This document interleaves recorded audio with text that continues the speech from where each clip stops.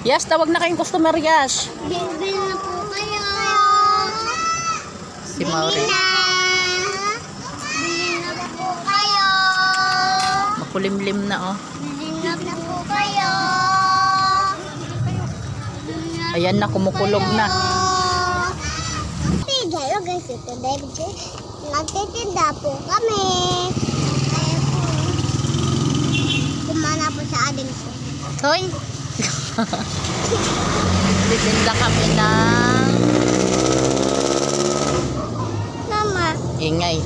Titinda kami ng fries, fishball. Ako ang taga-sandok. Si Mauri yung taga-sandok. Tagalagay ng sauce. Squid ball. Kikiam. Lulutuin pa yan. At palamig. Ayun yung aming palamig. Dito kami sa may kalsada magtitinda. So waiting sa customer. Time check 2 PM. Walang tulugan ang mga bata na yan. Titinda daw sila. Luto na yung ating fishball.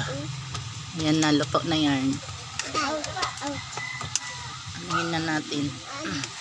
Gusto mo pa fries? Gusto ko ba fries? Ayan, naluto na yung fishball natin.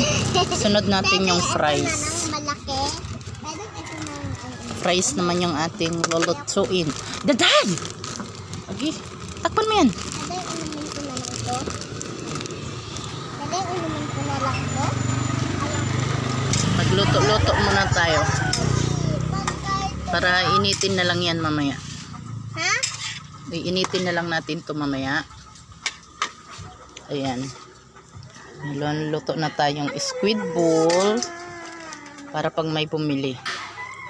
Tapos french fries. Sabi lang fishball.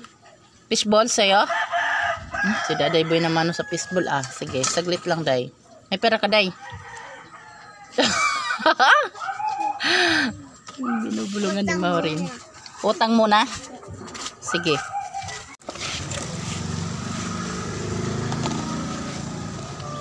Meron na tayong customer. First customer. 10 pisong kikiam. Tsaka ano be? 10 piso fishball. Fishball. Sama ko na. 2, 4, 6. Ano na to? Ayan na yung ating chicken squid ball. Ayan. Chicken squid ball.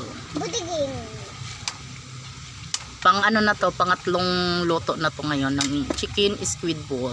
Bili na po kayo. Itatawag si Maureen ng customer.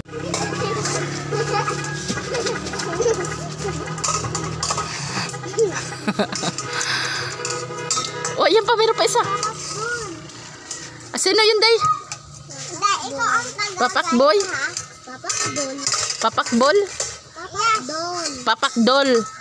Alam na alam ni Daday. Ako hindi ko alam yun. Papakdol daw. Ano po kayo? Bili na po kayo.